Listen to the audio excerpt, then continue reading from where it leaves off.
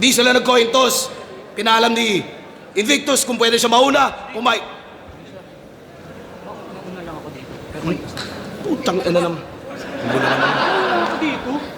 Mind conditioning to, ano? Dynasty F. Mas malayo ka. Tawag. Sino na?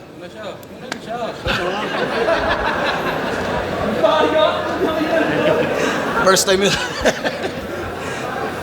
Mood swings.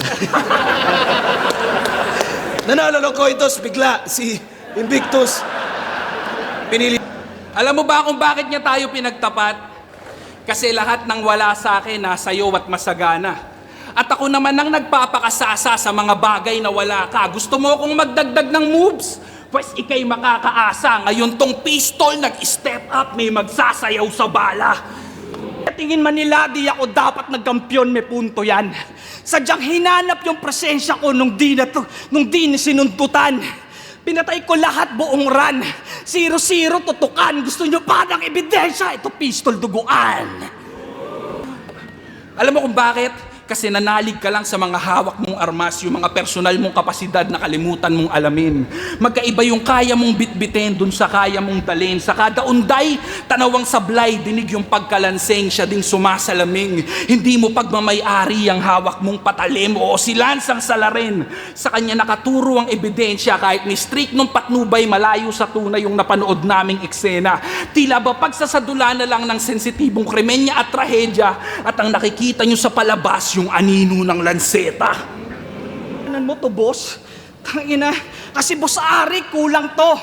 Tangina, traumatic tulad ko.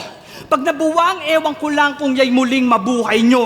Tsak di lang tama sa dibdib, mas malupit pa yung takbo.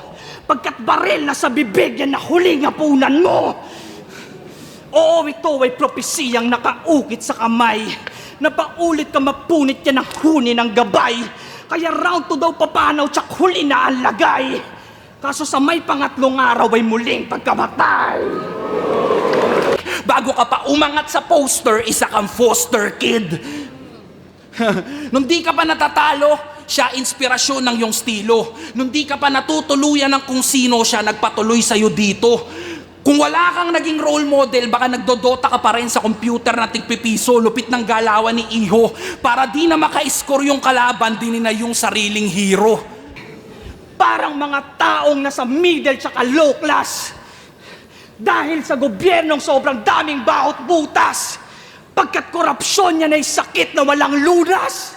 At kung kalaban ka ngayon, tara magkampi tayo bukas.